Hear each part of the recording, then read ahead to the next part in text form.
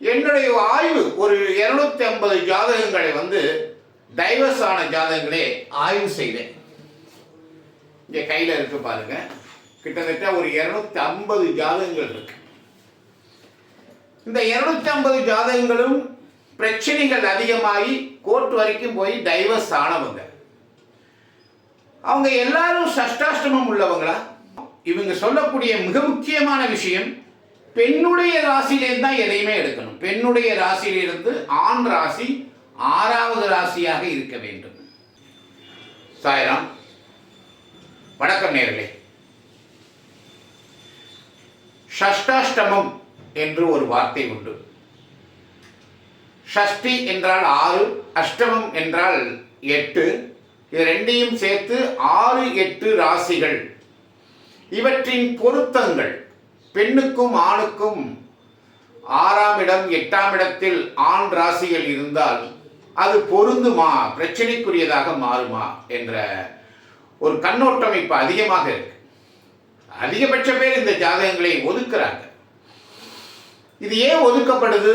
இதை கண்டிப்பாக ஒதுக்க வேண்டிய அமைப்பு தானா? இது ஜோதிட நூல்களில் கண்டிப்பாக நல்லா புரிஞ்சுக்கணும். ஜோதிட நூல்களில் இது விதிவிலக்குகள் சொல்லப்பட்டிருக்கா அப்படிங்கிறத நம்ம கவனம் பண்ணணும்.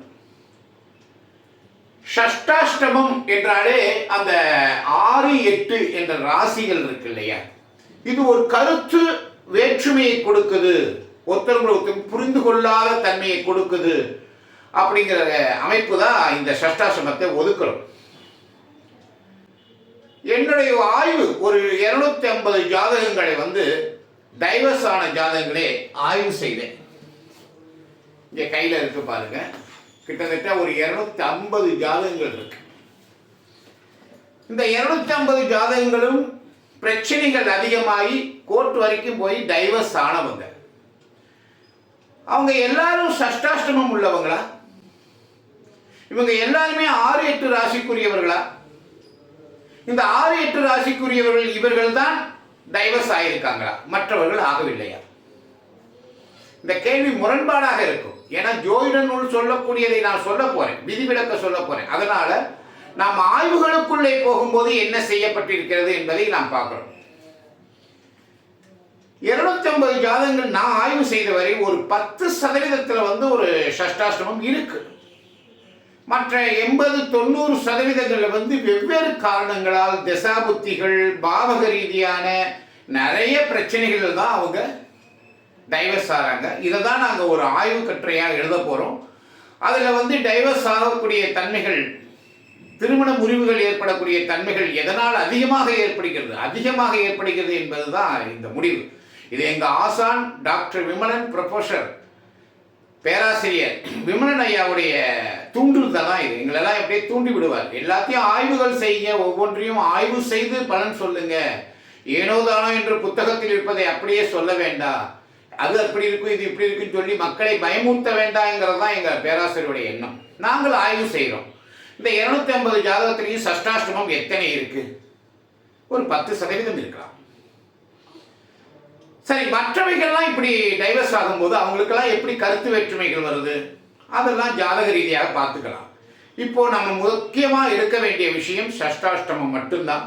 ஏன்னா இதை கண்டு தான் மக்கள் பயப்படுறாங்க. இப்போ காலப்பிரகாசியை எனும் இந்த நூல் சொல்லக்கூடிய ஒரு விஷயம், இது ஜோதிட நூலில் முகூர்த்தங்களையும் காலத்தில் எந்தெந்த காலத்தில் எதை செய்ய வேண்டும் என்ற விஷயத்தையும், முகூர்த்த விதானத்தில் சொல்லப்பட்ட விஷயத்தையும், கால விதான பத்ததியில் சொல்லப்பட்ட விஷயத்தையும் இங்கே சொல்லுது. இது 10 பொருத்தத்தை சொல்லும் போது நல்லா கவனிங்க. இந்த புத்தகத்தில் 103வது சுப சஷ்டாஷ்டமம் சொல்றாங்க. சுப சஷ்டாஷ்டமம் அது என்ன சார்? சுப சஷ்டாஷ்டமம், சஷ்டாஷ்டமம் அதிலே சுபமாக இவர்கள் குறிப்பிடுவது என்னன்னா, பெண்ணுடைய ராசி ஒற்றைப்படை ராசியில் இருந்தால், நல்லா கவனம் பண்ணிக்கங்க, பெண்ணுடைய ராசி ஒற்றைப்படை ராசியில் இருந்து, ஒற்றைப்படை ராசி அதாவது 1, 3, 5, 7, 9, 11 இதுல பெண் ராசி. ஆண் ராசி ரெட்டப்படை ராசியாக இருந்தால் 2, 4, 6, 8, 10, 12. இதுவே காலவிதான பத்ததில் எப்படி சொல்றாங்கன்னா, பெண்ணுடைய ராசி, உங்க பெண் ராசி இருக்கு இல்லையா, அந்த ராசி ஆண் ராசியில, அதாவது மேசம் என்பது ஆண் ராசி இல்லையா, மேசம் என்பது ஆண் ராசி. இந்த ஆண் ராசியில இது பெண் ராசி, இது ஆண் ராசி, இது பெண் ராசி. அதாவது மேசமான், ரிஷபம் பெண் ராசி. அதுபோல மிதுனமான், கடகம் பெண் ராசி, சிம்மம் ஆண் ராசி, கன்னி பெண் ராசி.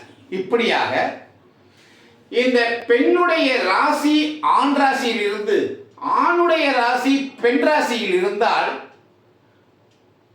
அந்த சஷ்டாசிரமத்தை, பெண்ணுடைய ராசியிலிருந்து 6வதாக வரக்கூடிய அந்த ஆண் ராசியுடைய சஷ்டாசிரமத்தை சுப சஷ்டாஷ்டமம் என்று சொல்றாங்க. நல்லா புரிஞ்சுக்கணும். இவங்க சொல்லக்கூடிய மிக முக்கியமான விஷயம், பெண்ணுடைய ராசியிலிருந்து தான் எதையுமே எடுக்கணும். பெண்ணுடைய ராசியிலிருந்து ஆண் ராசி 6வது ராசியாக இருக்க வேண்டும். அப்பதான் இந்த சஷ்டாஷ்டமம் கோட்பாட்டுக்குள்ள வரும். பெண்ணுடைய ராசியிலிருந்து 8வது ராசியாக பார்க்க வேண்டிய அவசியம் இல்லை. அதை பற்றி ஜோதிட நூலும் பெருசா சொல்லலை. ஆணுடைய ராசியிலிருந்து பெண் ராசி 8ஆக இருக்கு, இப்படி குழப்பிக்க வேண்டாம். ஆணுடைய ராசியிலிருந்து எடுக்கவும் வேண்டாம். பெண்ணுடைய ராசியிலிருந்து ஆண் ராசி 6வதாக வந்து அந்த 6வதாக இருக்கக்கூடிய ராசி இரட்டைப்படை ராசியாக, ஆண் ராசி இரட்டைப்படை ராசியாக இருந்தால், பெண்ணுடைய ராசி ஒற்றைப்படை ராசியாக இருந்தால் இது சுப சஷ்டாஷ்டமம். இது காலவிதான பத்ததி என்ற இந்த நூல்ல, காலவிதான பத்ததி என்ற இந்த நூல்ல சொல்லக்கூடியது, பெண்ணுடைய ராசி ராசி கட்டம் ஆண் ராசி கட்டத்தில் இருந்து ஆணுடைய ராசி பெண்ணுடைய ராசி கட்டத்தில் இருந்தால், அதாவது 6வதாக வரக்கூடிய கட்டத்தில் இருந்தால் ஏற்றுக்கொள்ளலாம். அது மட்டுமல்ல, ராசி அதிபதிகள் ஒன்றாக இருந்தாலோ அல்லது நண்பர்களாக இருந்தாலோ சஷ்டாஷ்டமம் என்ற தோஷம் இல்லை. நல்லா கவனிக்கணும். இந்த நூல் சொல்லக்கூடியது இதுதான். 10 பொருத்தத்தை சொல்லுது. இதுல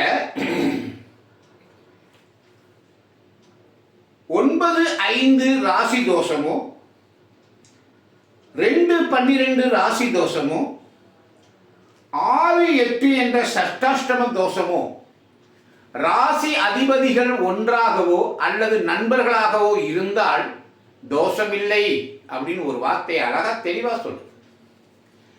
அப்போ சஷ்டாஷ்டமம் என்று சொல்லக்கூடிய இந்த வார்த்தைக்கு நம்ம ரொம்ப பயப்படுறோம் இல்லையா? அது விதிவிலக்குகள் எத்தனை இருக்குன்னு பார்த்தீங்களா?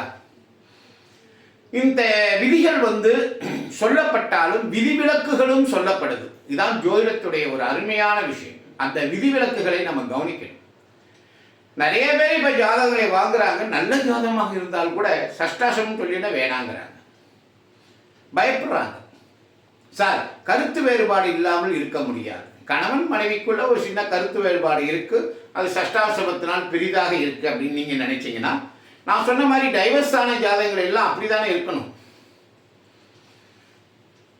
எல்லா சஷ்டாஷ்டமும் குடும்பம் நடத்தாம இருக்காங்களா? குடும்பம் நடத்துறாங்களே. அதை எதன் அடிப்படையில்?